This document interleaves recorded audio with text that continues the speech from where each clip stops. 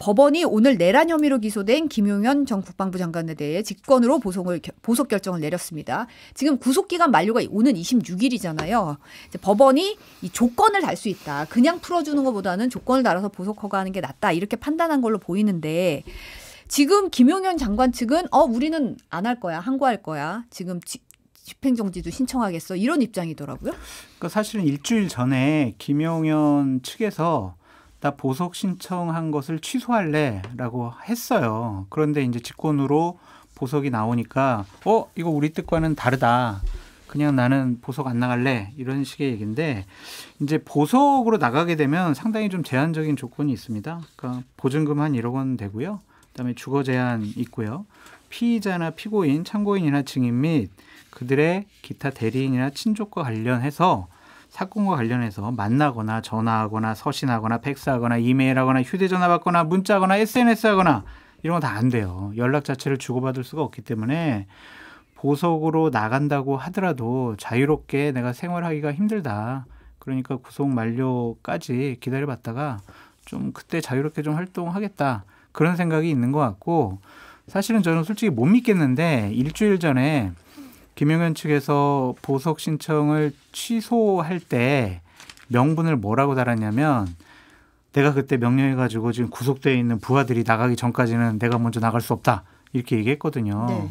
근데 이 말을 믿어야 될지는 모르겠지만 좀 자유롭게 나가서 좀 활동하고 여러 사람들과 좀 얘기해야 되겠다. 그런 생각이 좀 더 강해 보인다. 저의 분석입니다. 조건을 받아들일 수 없다. 이런 걸로 읽힌다는 말씀이시고. 그렇죠. 그러니까 이게 매우 이례적인 거라서 이게 저도 법조인은 아니지만 지금 형사소송법을 좀 막 찾아보고 있거든요. 이게 가능한 것인가. 그러니까 일반적으로 보석은 피고인, 그러니까 재판을 받고 있고 구속된 피고인 측 변호사나 뭐 형제, 자매, 뭐 고용주 이런 사람들은 형사소송법 94조를 보면은 보석의 청구는 피고인이나 피고의 변호사, 뭐 배우자, 직계친족, 형제자매, 고용인이 보석을 청구할 수 있다라고 돼 있어요. 네. 그러면은 이거는 이쪽에서 한 거잖아요. 지금 변호인 측에, 그러니까 저 김용현 측에서. 근데 취소를 했단 말이에요. 그러면은 이거를 법원이 받아들여야 되는 것인가 안 받아들여야 되는 매우 이례적인 거거든요. 이 사례 자체가. 그러니까 이거 지금은 이제 더 이상 보석을 원하지 않는데 법원에서 강제적으로 그러면 할 수가 있는 것인가. 그거를 검찰 측이 또 요청을 했잖아요. 법 규정에 보면은 검찰은 보석을 요청하거나 하는 주체가 아니에요, 지금.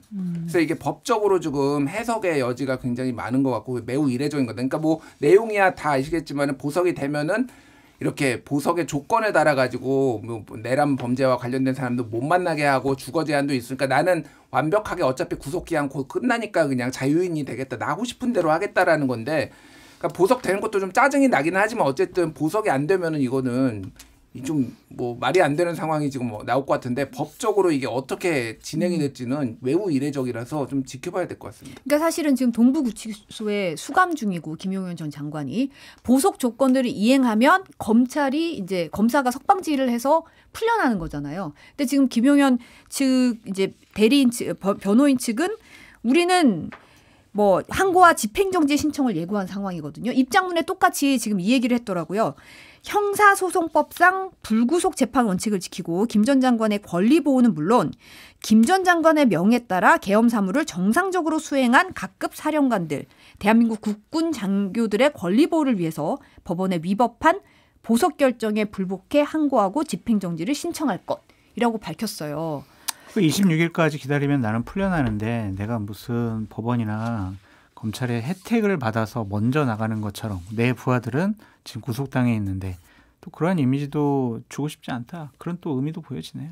근데 누가 보면 이분이 내란 혐의로 지금 재판받고 있는 사람이 아닌 듯한 입장문이거든요, 사실.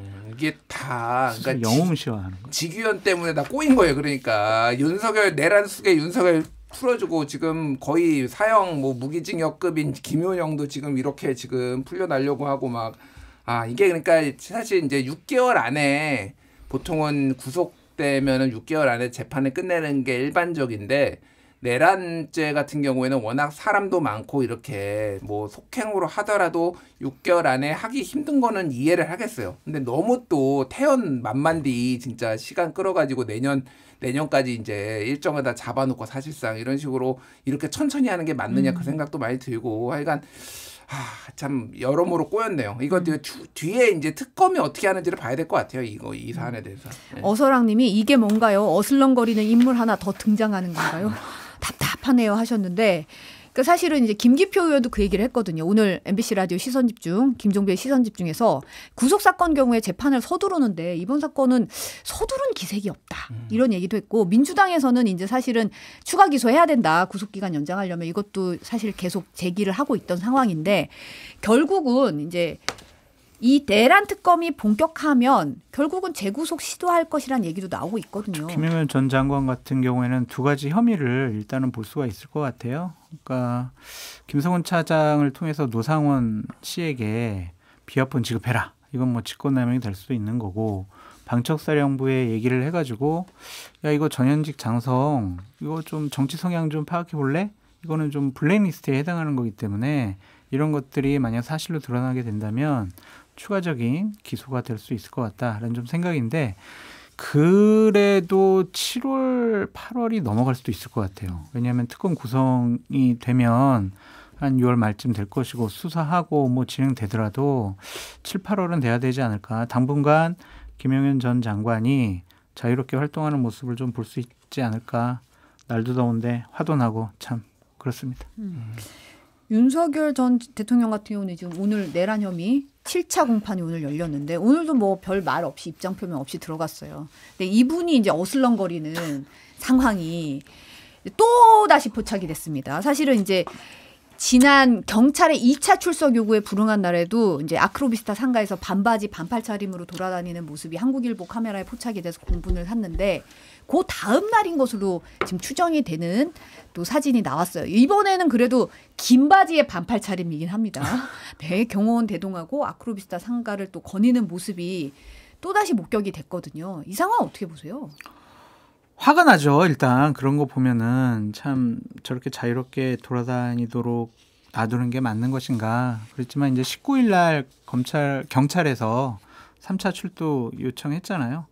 만약 그때도 불응을 하게 된다면은 체포영장을 갖고 집행을 하지 않을까 좀 그런 생각이 듭니다. 기본적으로 좀 그러한 모습을 윤석열 전 대통령은 지지자들에게 보여주고 싶어하는 것, 끌려가는 거, 그걸 좀 보여주고 싶어하는 것 같다. 좀 그런 생각이 드는데 뭐 억울하다고 하잖아요. 뭐 이런 것들은 내가 시키지도 않았고 하지도 않았고 수사권도 없고 그런데 왜 자꾸 날 조사하려고 그래? 막 이런 건데 그럼 그거를 조사 받으러 가서 해명하고 또 거기서 무혐의 나오면은 무혐의 되는 거고 그러는 거지 이렇게 조사 자체를 불응한다라는 것이 과연 말이 될까?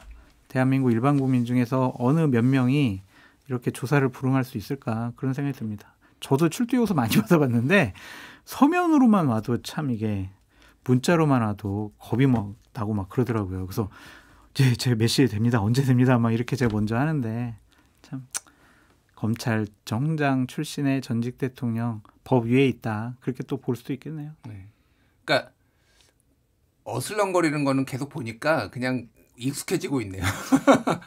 그러니까 그냥 아크로비스타 안에서만 어슬렁거렸으면 좋겠어요. 그러니까 밖으로는 좀 쏟아지지 않고 보리밥까지는. 예. 그러니까 그 지하상가 왔다 갔다 하는 거는 그냥 뭐 지도 걷고 싶을 텐데 집안에서만 걷기 힘드니까 지하상가라도 걷지 뭐 이 정도 생각은 드는데 그거하고는 별도로 경찰의 출석 요구에 불응하는 거는 이거는 좀 심각하다. 모든 책임은 내가 지겠다. 맨날 말만 그렇게 했지 책임은 하나도 안 지고 그런 생각이 들어요. 그래서 뭐 조만간 저도 다시 뭐 체포가 되지 않을까. 뭐 저는 뭐 열도 받고 그랬는데 제가 보기에는 한 1년 남았다. 1년 남았다고 생각해요. 내란 우두머리 그렇지. 얼마 안 남았다. 예. 뭐 경찰도 그럴 거고 특검에서도 뭐 소환 조사할 거고 또한 갑자기 뭐 구속할 수도 있는 것이고 그래서 진짜 얼마 안 남았네요. 지금 이런 와중에 검찰의 명태균 의혹 수사가 본격화되던 지난해 10월에 심우정 검찰총장과 김주현 전 대통령실 민정수석이 비아폰으로 2차례 통화한 사실이 드러났습니다. 한겨레 보도에 따르면 각각 10분 이상 이뤄진 비아폰 통화 6일 뒤에 검찰이 김건희 여사의 도이치모터스 주가 조작 의혹을 무혐의 처분하기도 했는데요. 이제 이른바 이제 직거래 의혹이 불거지고 있어요. 심 총장이 오늘 대검 대변인실 통해서 검찰총장 취임 초기에 민정수석에게 비화폰으로 연락이 와서 검찰 정책과 행정에 관한 통화를 한 것으로 기억한다. 검찰 사건과 관련해 통화한 사실은 없다면서 이제 해명을 했는데요. 통화 사실은 인정한 거잖아요. 사실은 이제 내가 통화는 한 건데 사건은 아니었어. 네, 검찰 정책과 행정에 관한 통화였다는 이 해명 어떻게 들으셨습니까? 행정과 정책과 관련된 거는 비화폰으로 할 필요가 없잖아요. 비화폰으로 하는 것은 증거를 안 남기고 싶다, 뭔가 비밀스럽게 얘기하고 싶다 이런 거잖아요. 이때가 이제 대략 10월 10일쯤이라는 거잖아요. 근데 10월 10일쯤은 그 열흘 전에 명태균 씨랑 김영선 전 의원에 대한 압수수색이 진행됐었고 또 10월 10일이라는 날짜가 왜 중요하냐면 강혜경 씨 있잖아요. 그 사람을 국회에서 증인을 채택하냐 마냐 막 그런 거를 논의할 때쯤이었거든요. 그렇다면 이거는 명태균과 관련해서 강혜경의 증언 채택과 관련해서 검찰총장과 민정수석이 좀 통화한 것이 아니냐. 왜냐하면 이 사람들이 그냥 자기네들끼리 얘기한 게 아니잖아요. 김건희 여사 그리고 윤석열 전 대통령 죄송해요. 김건희 여사라고 그랬네. 김건희 씨, 윤석열 전 대통령 이렇게 많은 공청 개입 문제와 관련해서 여론조사와 관련해서 연락을 주고받았다라는 그러한 언론 보도들이 많이 나왔기 때문에 결국에는 윤석열 전 대통령 부부와 관련돼서 법적으로 뭐가 문제고 어떻게 보호할까 그렇게 저 나름대로 추측을 해보겠습니다. 그러니까 일단 검찰총장이 비화폰을 왜 가지고 있죠? 그러니까요. 아니, 뭐 다른 걸 주니까 떠나서 받았죠. 주니까 가지라니까. 주면은 다 받습니까? 그러니까 이게 역대 어느 정권도 검찰총장한테 비화폰을 주지 않았어요. 윤석열 정권한테만 준 겁니다. 그러면은 이거는 당연히 상식적으로 이게 이례적인 거고 이례라고 하기도 그렇고 그러니까 사상 초유의 일이고 그럼 이거는 뭔가 구린 냄새가 나는 거죠. 그러니까 왜 검찰총장이 가지고 있는지도 그렇고 그리고 먼저 지금 보니까 작년 10월 10일에 심우정이 먼저 김주현한테 먼저 전화를 걸었다라는 거예요.